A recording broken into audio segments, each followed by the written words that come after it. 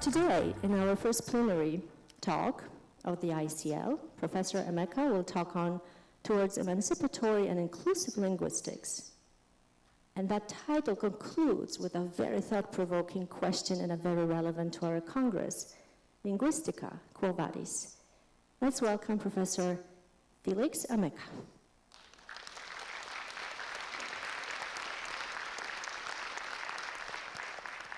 The floor is yours. Thank you very much, Joanne. And thank you all for coming. I think people would have expected me to be talking about ethno-linguistic vitality, language endangerment, and so on. But when I was invited to give a plenary here, the leitmotif of the conference gave me food for thought. And I thought, well, languages, communities, technologies. So where are we going? This is the path I want to trace. I'm going to make an apology to start with, and I'm happy you will be able to read the paper in the proceedings. So I am going to be just very sketchy on many things, or maybe deep on one or two things and sketchy on the others. I'll see how I go. It's an honor to be the first plenary speaker and to have been invited here, and I'm grateful that you have all come to listen to me. I hope in the quest for looking forward towards our 100th anniversary in 4 years' time, and looking backwards on 100 years of linguistics under CIPO, one might want to ask the question, where do we go from here? And it's a very relevant question at this time because there is a lot that is being said. One of the charges against linguistics is that it is rooted in its colonial, missionary history. And in addition to that, linguists have not helped to emancipate the discipline from a very heavy Western philosophical bias. So for me, the way forward should be to try to absolve ourselves from these charges. I'm going to suggest one or two ways in which we could do this. But one of the reasons we get these charges is because linguistics has grown in a way where it says there is, if you like, professional linguistics, and there is lay linguistics. The lay linguistics is the linguistics of the language users. We have succeeded in many ways in removing languages from the social lives of people. And this is why I like very much somebody who was mentioned already yesterday, this morning, affiliated with CIPO, this motto that he has. This is important because some people think that, if you like, societal practices are outside linguistics. But the late Jacob May and Haberland reminded us in their sort of maiden editorial of the Journal of Pragmatics, basically that linguistics has to be concerned with the way people produce and consume language. No single aspect of linguistics can be divorced from the study of human societal practice. So this means that we have to be concerned with how language is used in society. We have to be concerned with the everyday discourses, not necessarily with the abstractions. But these abstractions are also part of our history of the Western philosophical tradition, as I'll try to point out.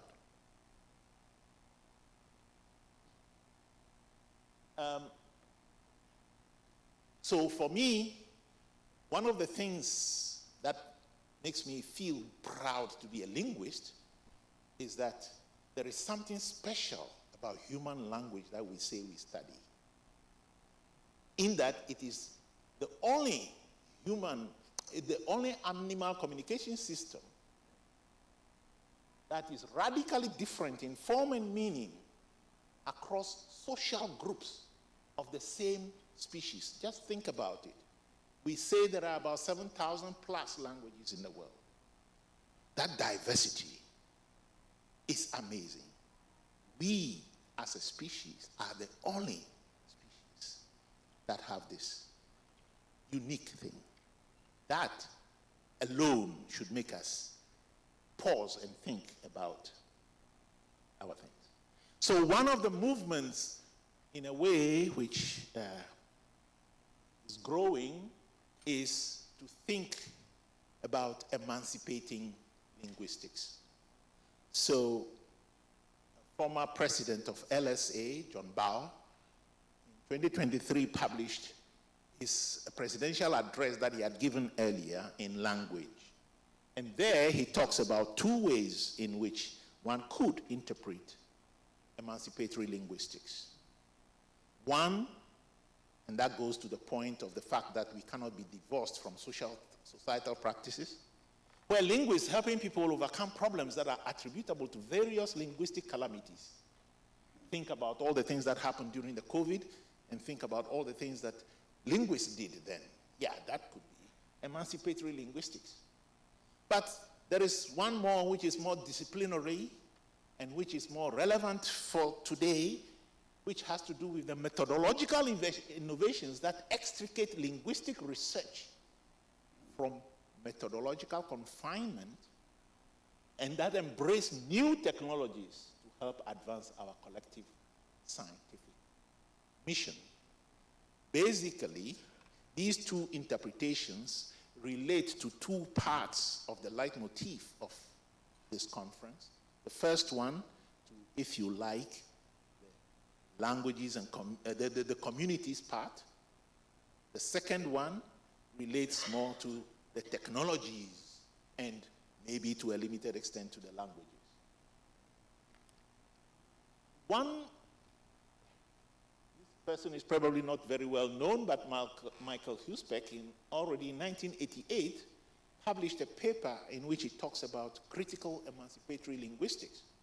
And in that journal, in that paper, he talks about a critical linguistics with an emancipatory intent must be based on empirical analysis of the emancipatory potential of language as manifested in speakers' everyday discourse. So this goes back to the point about the fact that we have to be concerned about language use.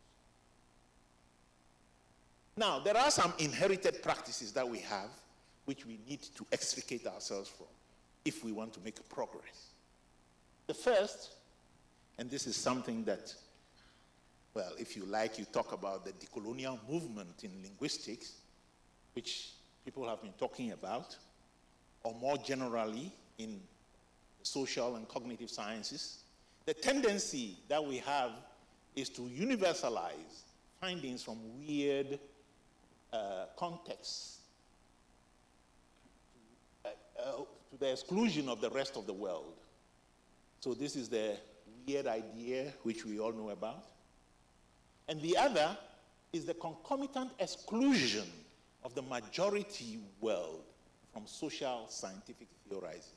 And what I would say is more, it's the exclusion of knowledge systems outside this weird thing.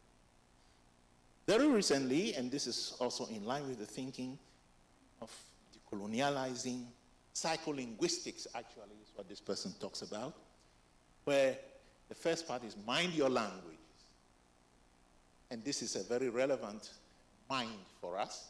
So we move from the weird things, we know those ones, but we should go to the minority, indigenous, non-standardized dialect variety usage in monolinguals.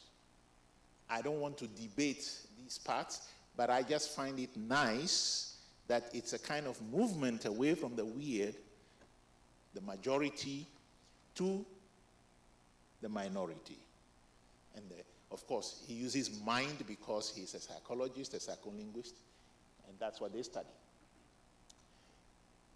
Well, Pennycook and Marconi also talk about, no, this is not Pennycook and Marconi, they were before. This is Rudwick and Marconi talking about the decolonizing the sociology of language. And they make the point, the identification of northern sociolinguistic theories, which have been masked, this is a constant theme, as universal, and a critical shift towards a theoretical framework or theoretical frameworks emerging from the South. Basically, this idea is we have inherited this basic thing that anything which we have had from the Greeks to the Romans to today, which we say is theory, which we say is scientific knowledge, is only a very minute part of that knowledge system that is around the world. If we want to understand the nature of humans and the nature of human language, we need to expand our horizon. That's the basic idea. This recent book by Steve Levinson, The Dark Matter of Pragmatics, you can bet him to find such titles. Basically, the book is about the known and the unknowns in pragmatic research. And he makes a point similar to this idea that, all that we have now is this Western theory, and we need more. So he says most of this theory of language usage which exists derives from Western philosophy. And this is a point. It's something that we have to recognize. Inevitably, these theories reflect the foci and preoccupations of Western scholars and societies. That is, the cultures of the global north. Indigenous theory from elsewhere, and particularly from Asia, where there are long traditions of metalinguistic thinking, would help to correct this view. And indeed, one aspect from Asia is more from the Japanese socio-pragmatics, and Obana and Hao talk about the same thing, and they make the point, theoretical assumptions underpinning pragmatics often do not readily address characteristic features of languages beyond the typical European languages, particularly English. And this issue of English dominating our thinking is one of the problems in most of the scientific discourse that we have.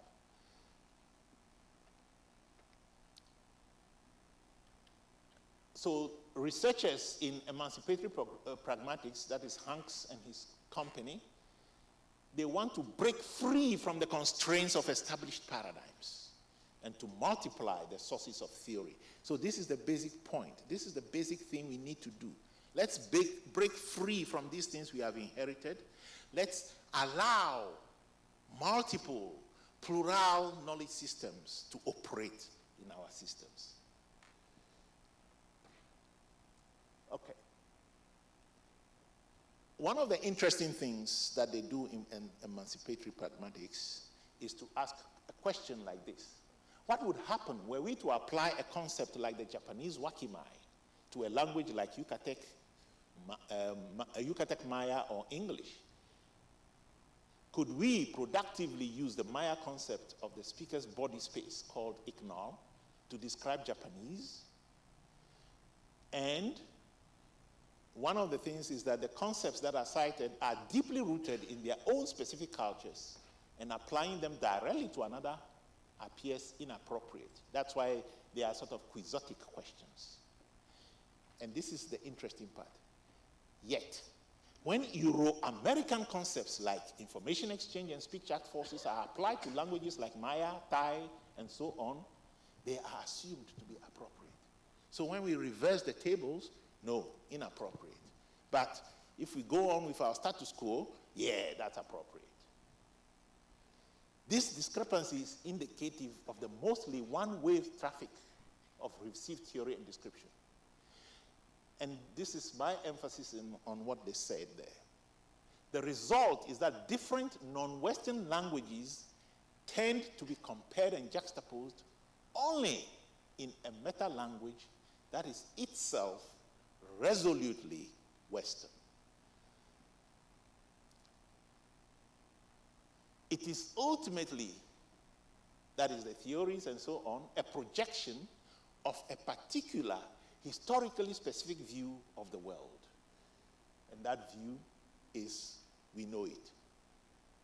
I have myself been indulging in what I call emancipatory African linguistics. And the basic question I ask is, how would linguistic theory look like if we forget about everything we know about linguistic theory and base it and start it from African languages? And my answer would always say it would be very different.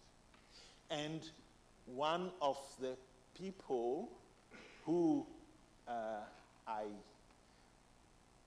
took a cue from this point, Emmanuel Ngueum, he published a paper which has that title. Had Saussure spoken Wolof or Bassa, the history of linguistics would look different. And his basic point is that these dichotomies between langage on the one hand and langue, parole on the other, and between langue and parole are not the realities in African languages.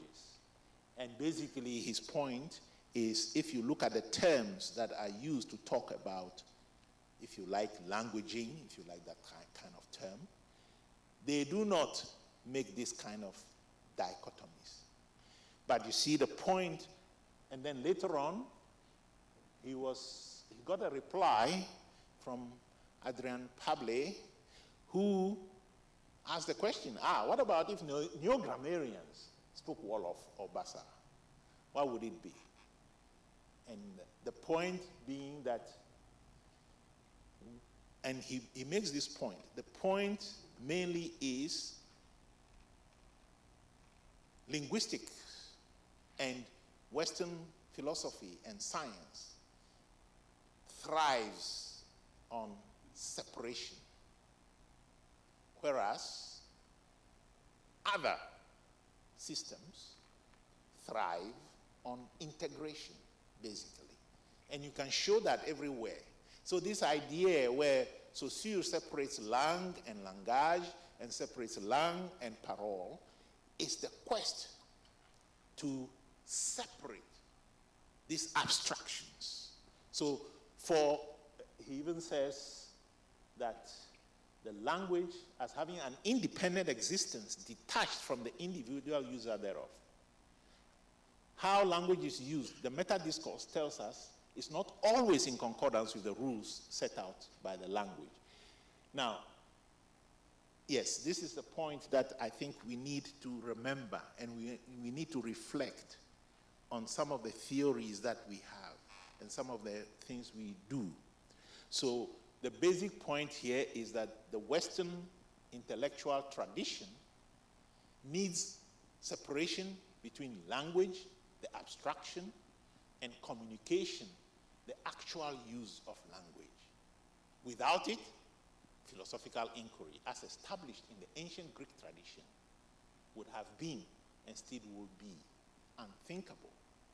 Reflect on that for a moment. So what about, because this runs through all sorts of things in our discussions, the separation. And then if you go to other places, you see that there is integration of the ideas. Think about the challenges that people have thrown about the millions of reflections on the distinction between emotion, sensation, disposition, affect. Go to other cultures. What they do is there is just one category of feeling, and maybe even feeling inside the body, which covers everything that is so separated in the Western philosophical tradition. So, what do we need to have inclusive linguistics? To have inclusive linguistics, we have to get away from certain biases. And here is Carsten Levison from Roskilde University. In fact, this is a special issue on what they call biases in linguistics. And he has this paper, Biases We Live By. But his focus is on the Anglocentrism, centricism that is inherent in most of our work. Again, we have Anna Wisbicka, who in 2014 published this book, which is called Imprisoned in English, The Hazards of English as a Default Language, where she shows that many of the things that we assume to be default, to be universal, using English to describe them, are just, our being imprisoned in that language.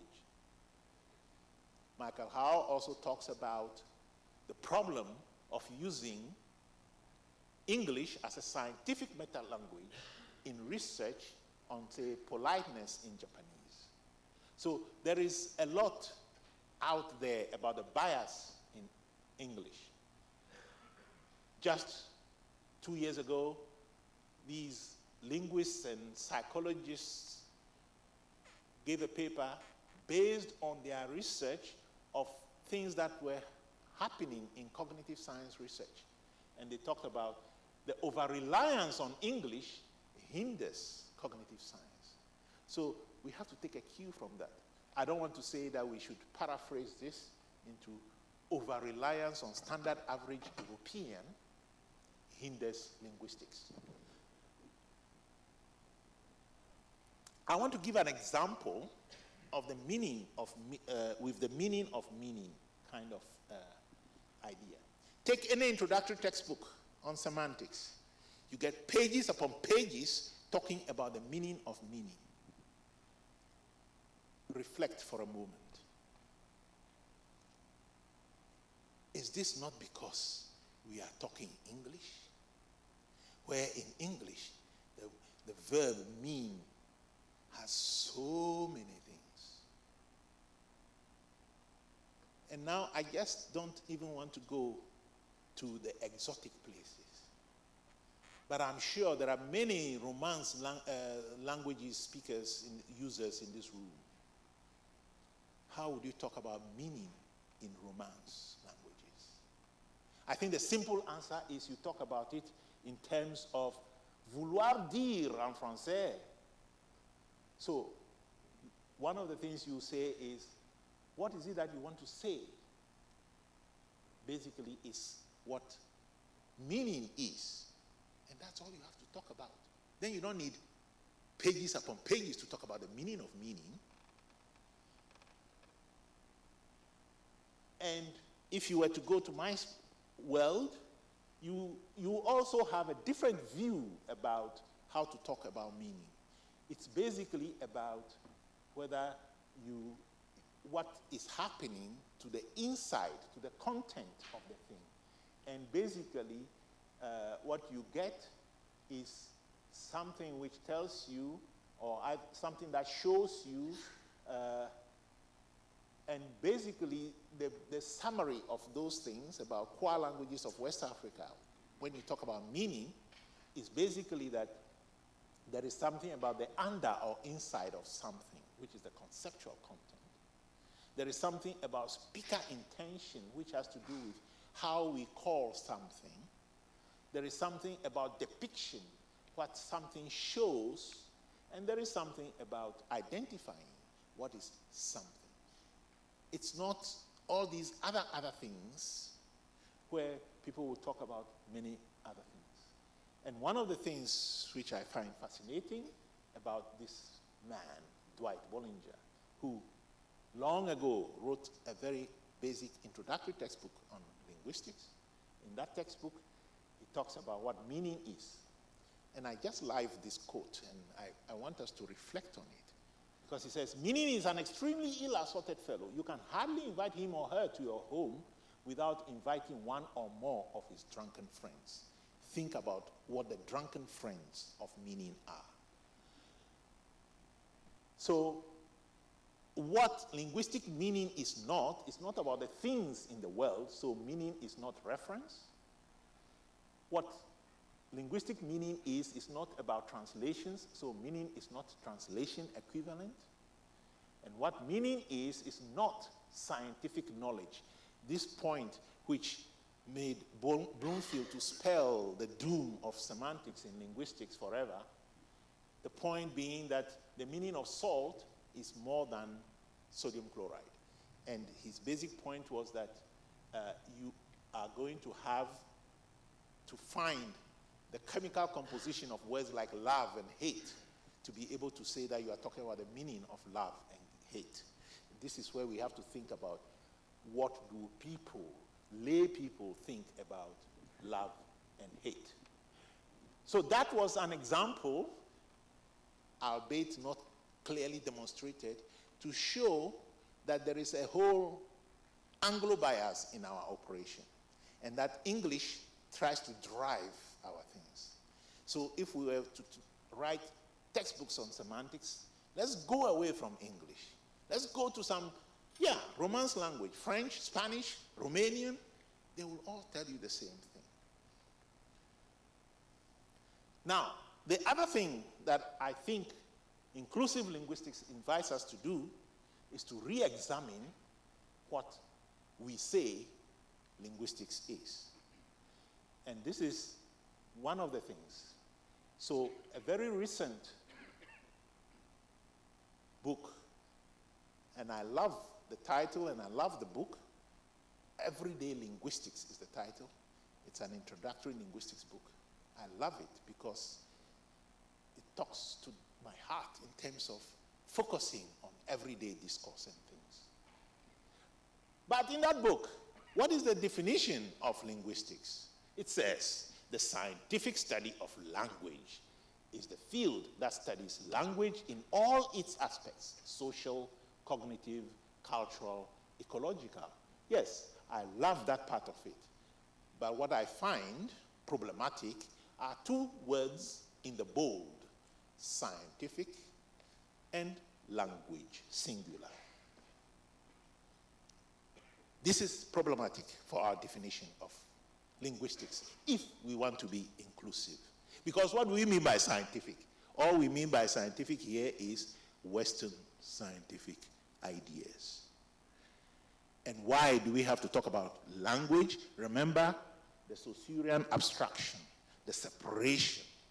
Why don't we just talk about languages?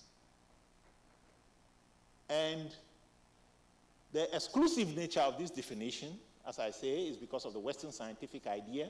It's also that the knowledge of and about languages that are outside the academy. So remember, talking about the meaning of meaning, the meta-discourse that goes into it, that's the kind of lay linguistics is excluded from this. And in fact, many people, including Rima, from whom I cited that point, says those lay linguistic things are pre-theoretical. And we have come to use the word theory in very strange ways. Lay people also have theories about things in the world. Let's pay attention to their theories rather than our abstraction of those things to form theories. And, well, Pable, who responded to Ngwe says, well, linguistics only makes sense as an academic enterprise. I wonder. Of course, people talk about folk linguistics, but then we have this separation again, as if the linguistics, the professional versus the lay, have different trajectories to follow.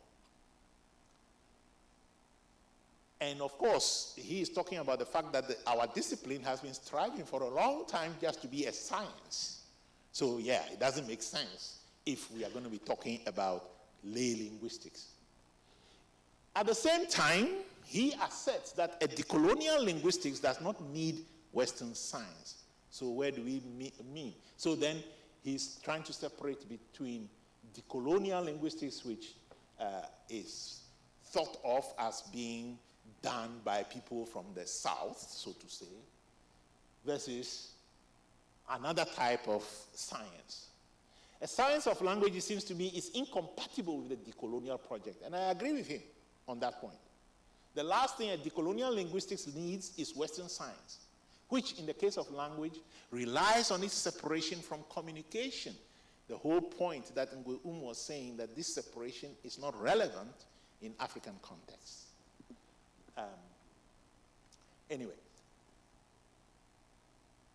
we need to emancipate ourselves from Western metaphysics. Thus, rather than enlisting the help of a Wolof-speaking sociologue, African linguistics, or any southern form of linguistics for that matter, needs to drop the idea that language can be studied through the lens of Western metaphysics. I love that. I hope we will take that message. We cannot study languages through the lens of Western metaphysics. So, and this is an interesting point, because he says, well, Saussure didn't want to be how do you call it, a lay linguist, and he doesn't want to be the Malinowski Saussure, meaning that he doesn't want to be an anthropological linguist, for example. So to understand language, then we'll be making a thing. However, this is an interesting point, because long ago, William Samarin, in his 1967 field linguistics book, talks about looking upon linguistics as an objective science does not make us less dependent on human beings for its pursuit, nor does it make us less obligated to use our findings for the satisfaction of their desires. The basic point that he's making is to bring, if you like, the human, because after all, what did we say? We are studying that special human language. So to bring the human in. So I would like to suggest, for the purposes of moving forward, that we reflect on linguistics. And here I want to pay homage to Leonard, who makes a distinction between what he calls a lowercase linguistics, small letter linguistics, which is the linguistics of the lay person, which is the linguistics that pays attention to the social and societal practices, versus what he calls a capital L linguistics, which is that one, which is the named discipline that has its roots in colonialism, missionization, Western scientific traditions, which do not mean anything to people in other parts of the world. So I would like to suggest that we define a lowercase linguistics, which is attuned to communities and to language users and languages, and seeks to be free from the historically named discipline linguistics, to define that as the humanistic and pluralistic scientific study of languages. And when I use pluralistic scientific, I should have been more careful. I should say pluralistic knowledge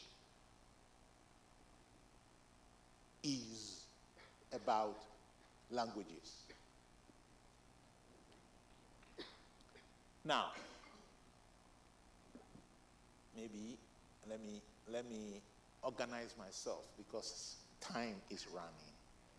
So, in the 3 minutes or so that I have, I am going to skip this knowledge type, but I want to draw attention to something about knowledge, that in Ewe we say that it is like a baobab tree a pair of hands cannot embrace it.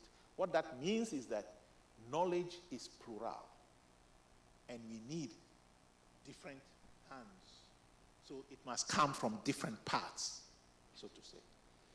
And in Swahili, they say that knowledge is like a vast ocean. So if you have that vast thing, how can we cook it into one small thing and say that's the scientific knowledge? And we can also, well, we can leave this one. And one of the points I do want to make is that, in fact, we talk about types of knowledge, and Aristotle talked about 3 types of knowledge. And one of the things is that we have left behind the most important of those types of knowledge, the phronetic or phronesis. You know, there is technology, there is epistemology, but there's no phronology. That tells you we have removed the most important thing that Aristotle thought was necessary for the carrying out of scientific investigations, for the study of knowledge systems, out of our thing. And basically, luckily, in linguistics, ethics is coming out. We are pumping in ethics, in fieldwork, and there are handbooks of ethics being published, applied linguistics, etc. But one thing that we do not need is models that keep language users away. So what we need is language models that are representative of the actual ways in which people use language, and conversational interfaces that give people the feeling they do not have to leave their own linguistic identities at the door before they enter the Hall of Fame of linguistic theory. Thank you.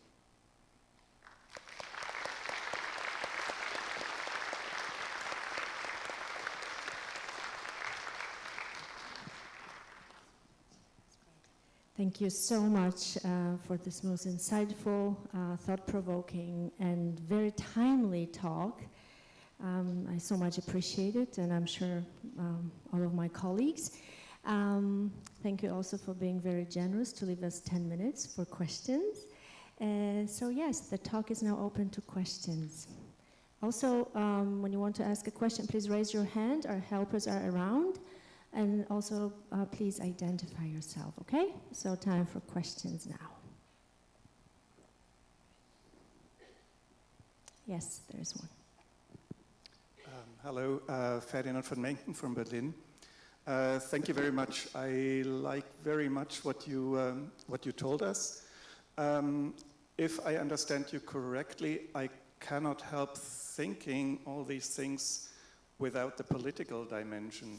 And the point that I was, if I may say this, missing in your talk was not only the philosophical and theoretical European or Western background, but also the political Western background, namely, particularly the idea that languages pertain to communities, which in the 19th century and still almost all through the 20th century have been thought of in terms of nations. Which has caused the idea of homogeneous systems that are codified in a regular way and all these things. So if we want to, and I agree here, if we want to overcome the separation of language from communication, then wouldn't English be actually sort of a nice, or wouldn't that mean that we could also say in defense of English that English, exactly because of its widespread existence in so many different social practices all across the world, admittedly, yes, as a consequence of colonialism, but that's kind of the present day reality, wouldn't be a very good case in point to study language? Thank you. Maybe the point I should make more, since you're looking for political issues, of course, one of the things that we have inherited globally outside linguistics is this one nation, one people one language. This is the bane of our discipline, because we say there is diversity, and human language is, if you like, the representative of variation at every level. Just take your own languages. Look at the variation in pronunciation, in phonology, morphology, syntax, semantics, pragmatics. Even in the ways we interact with people, there is variation. And variation is the fact of our life. But once we were also absorbed into this political ideology, then all theories, just look at all the theories that we have about language, they are all monolingual in outlook. Even people who want to profess that they are trying to do multilingualism, at the end of the day, it is still monolingual. How? In terms of, we talk about additive bilingualism. What does that mean? It means you have one language, you add another, you add another. The point is, look outside Europe, and you see that people from birth, they have 1, 2, 3, 4, 5 languages that they grow with. Go to India. I don't want to talk about my own continent. That's what you get. But we as linguists, we say that is an exception, that is not for us. What we need to investigate is more a one language thing. And this is part of the problem of the abstraction of language. So we have abstracted to say one language from all this multiplicity of things. And then now you raise the question whether it is not nice that English is everywhere. It's very nice that English is everywhere. Why? Because English being everywhere shows us the diversity of interaction. So in every place that English has gone to, there is an indigenization process going on. And that is what reveals the difference between, let me put it that way, the English and the other Englishes. I mean, I'm always fascinated when I hear speakers of what I might call continental European English. They do logical things. They suggested us. Yes, that's a richness that is being added to English. And it tells us something about English. So I'm not suggesting that we shouldn't study English. What I am suggesting and what I want to insist on is when we use English terms, we should acknowledge that they are English terms. They are not a universal language. That is the main point. Talk about politeness. When we use politeness as an English word, and of course, in translation in other languages, politesse and so on, let us acknowledge where we start from before we go to the other languages. And that is important for us to make progress in understanding human nature. Thank you very much. And I think we have time for one more question. Thank you. Yes, please. Michael Kotin, Zielona Góra, Poland. I have such a reflection which is connected with your citation from Roman Jakobson at the start of your presentation. Roman Jakobson said, on the other hand, and this is a very well-known citation, languages essentially differ not in what they may convey, but in what they must convey. And in this, and this is the, why I have a question. Are they nevertheless some universals which can be treated by means of formal logic, not by Western metaphysics and so on? For instance, topology and other features of languages as universal features which can be investigated by universal means. Thank you. Thank you for your question. And I'm smiling partly because I'm wanting to understand. So you said like features of topology. What is topology? You see, we are using that word. It's rooted in a particular tradition.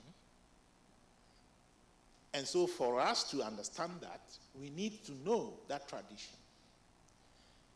The other side of your question, which talks about formal logic, one of the things about it for me, and this is something that John Lyons pointed out long ago, is that if you represent meanings, those, maybe those ones that you are thinking of as universals, in logical formulae, you still have to communicate about them using language, using common everyday language. So in a sense, yes, we can do the formal logic things, but we do not run away from the problem of language. And since we are in Poland, yes, I want to acknowledge that there are, so there's Anna Wisbiska, for example, who I had there, who thinks that there are at least 65 universal concepts, which are, and this is an interesting thing that people do not necessarily realize with her approach, which are cross-translatable. It does not necessarily mean, well, at least from my perspective, that these are universal concepts at a conceptual level. At a linguistic, semantic level, you can have cross-translatable equivalents. And for me, the challenge, as I said, meaning is not translation. So these cross-translatable things are not necessarily that universal, and there's a lot of debate about this. The Moscow School of Semantics, like Aprecian or Melchuk, they take the view, yes, that there are these things, and so they have the qualia, and they have the primes, and so on. And they are more open to having more sort of basic meanings. But at the same time, they acknowledge that these may not be, if you like, universal in the way that actually maybe logic would like them to be. So where we have a problem is of course, this is also part of the history, the search for the, what do you call it? The psyche. That search, which was embedded in ideas about, of course, the one nation, one people, one language kind of things, continues. And for Anna Wisbiska, for example, it's the search for what she calls the lingua mentalis, the alphabet of human thought. So I think the challenge is more at what level do we want to say that certain things are universal? I think many people would agree there are many, many widespread universal tendencies Whether they are absolute universals is a different question. Thank you very much. Unfortunately, we're out of time. I said, and I thank our speaker for being generous with time, but in fact, now we only have 3 minutes to go to our session. So, thank you very much for your excellent presentation. Let's thank our speaker again. Thank you. Thank you, and enjoy the rest of the conference. Thanks.